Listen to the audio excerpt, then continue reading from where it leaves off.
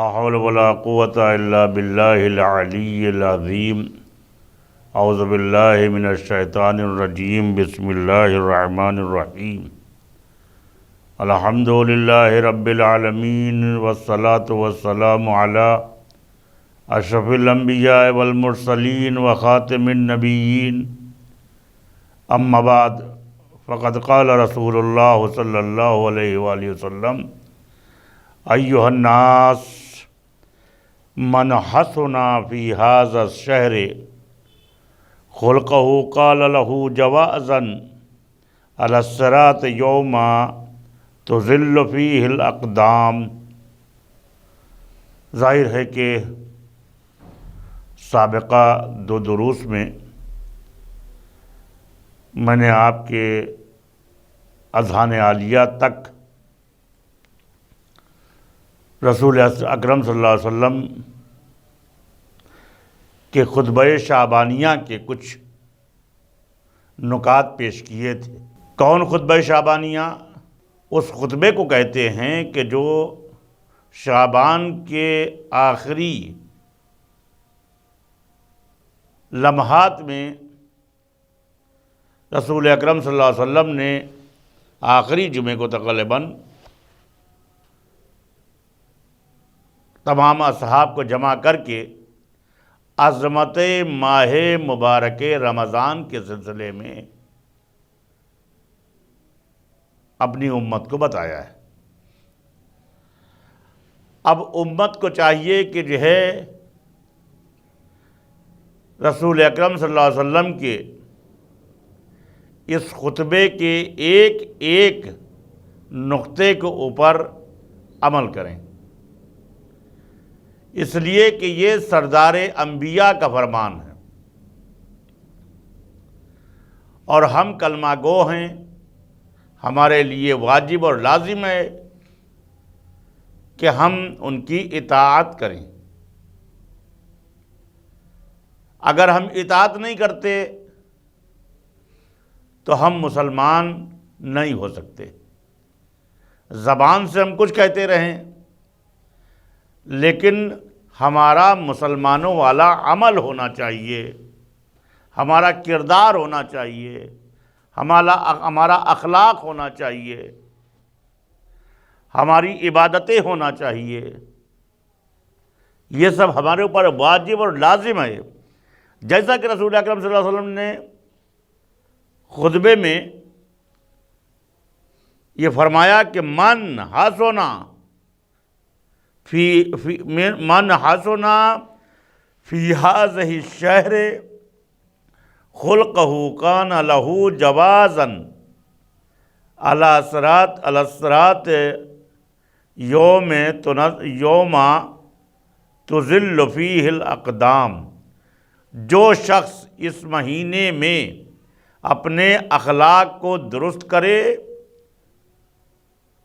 تو اسے اللہ قیامت کے دن پل صراط سے آسانی سے گزار دے گا، جبکہ لوگوں کے قدم وہاں پھسل رہے ہوں گے۔ ہمارے اوپر واجب اور لازم ہے کہ ہم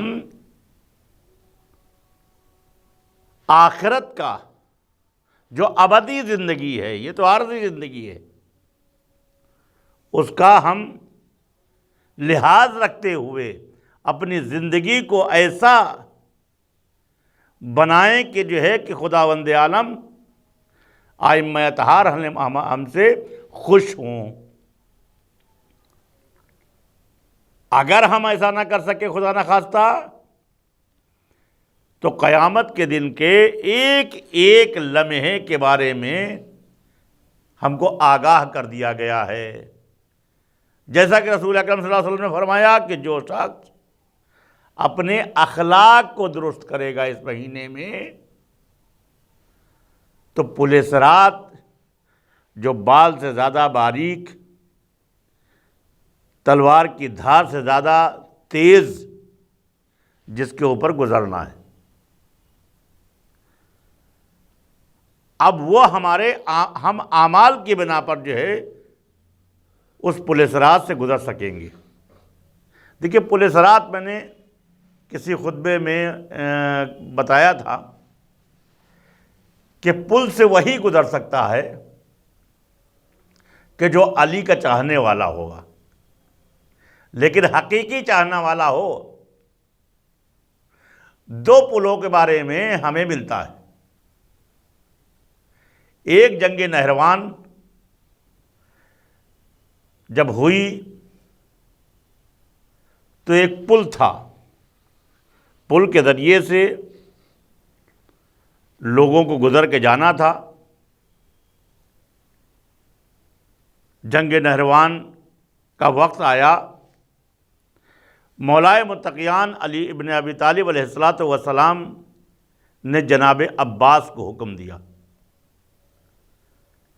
کہا کہ اے عباس تم جاؤ اور جانے کے بعد پل کے اوپر کھڑے ہو جاؤ۔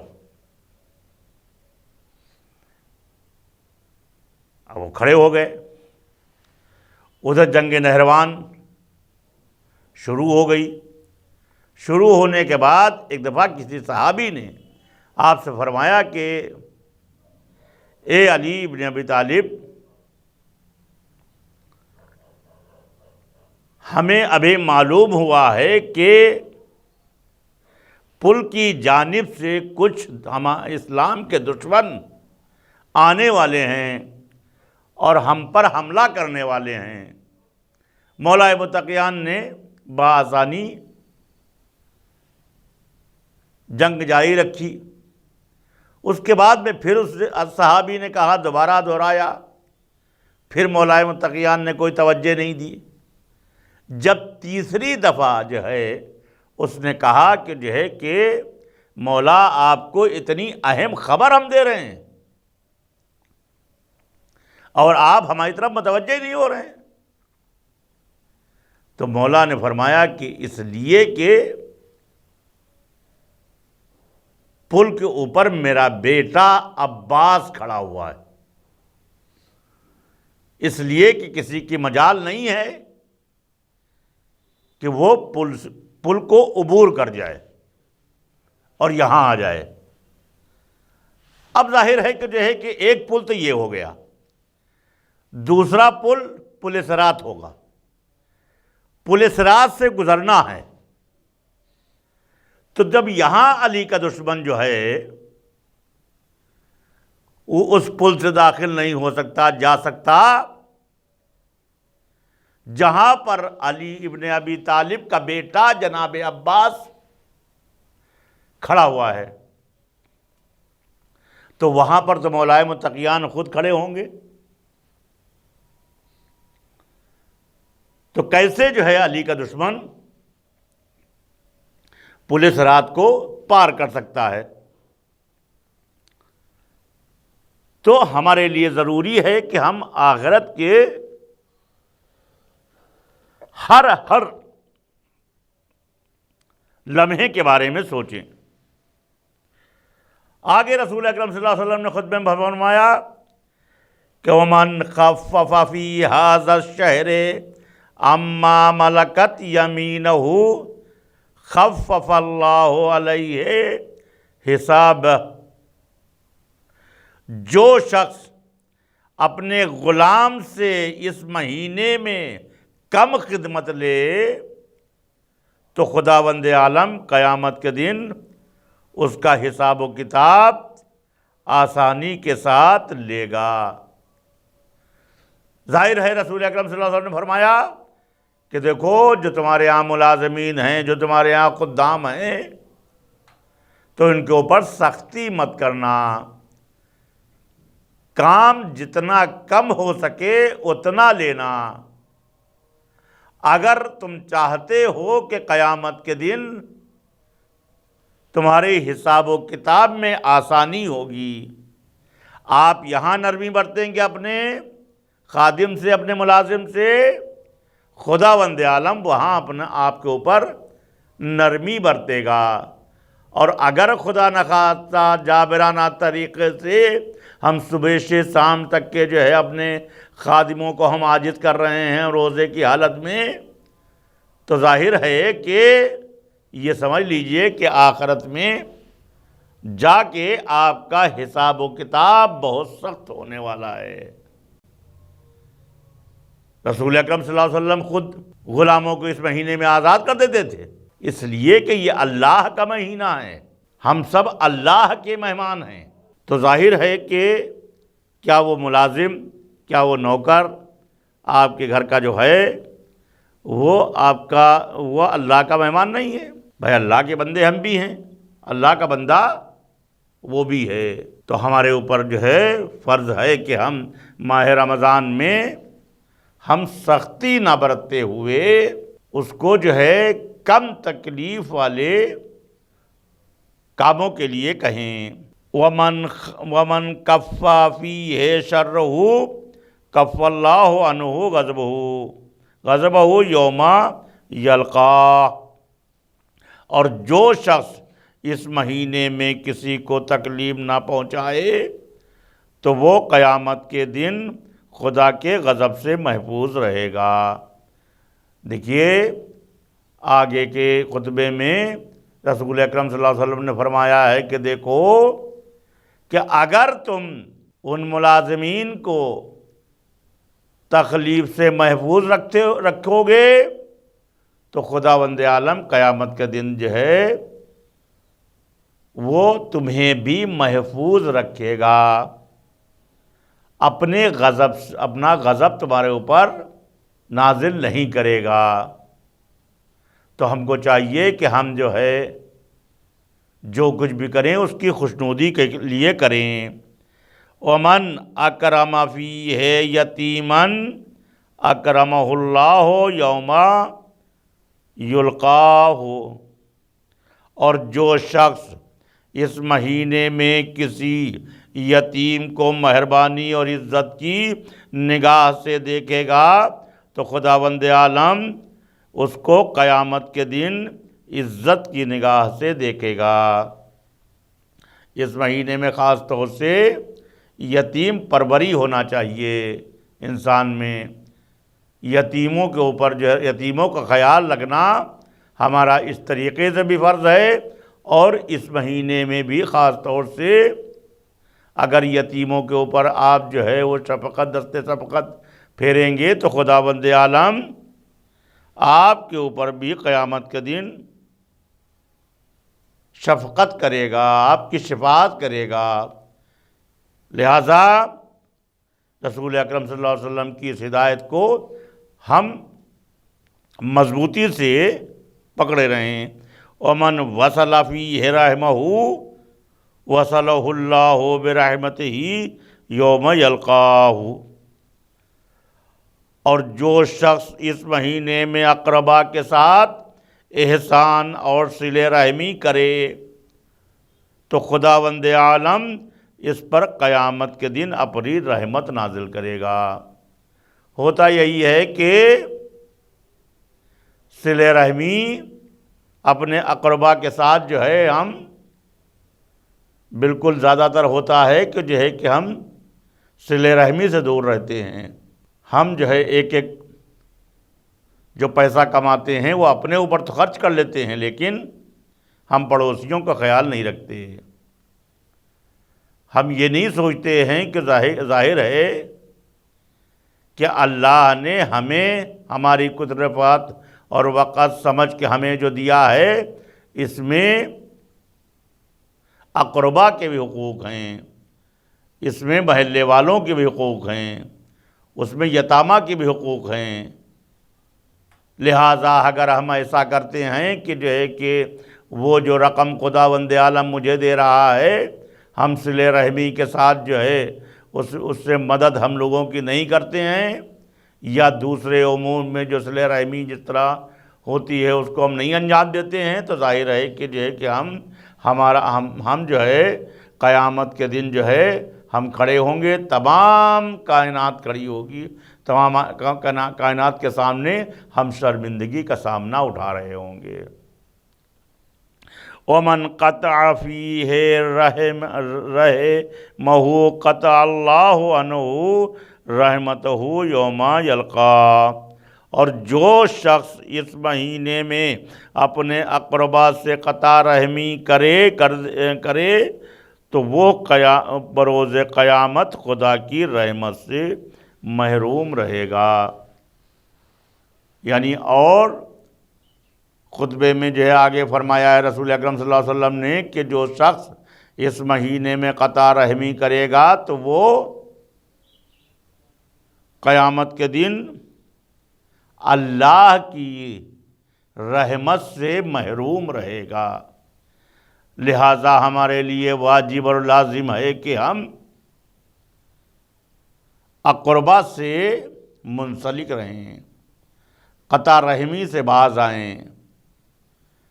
ہم خیال رکھیں کہ ہمارے اقربا میں کون ایسا ہے کہ جسے ہماری مدد کی ضرورت ہے، لہٰذا ہم کہیں اپنے اقربا سے غافل نہ ہو جائیں، قطع رحمی سے ہم باز رہیں۔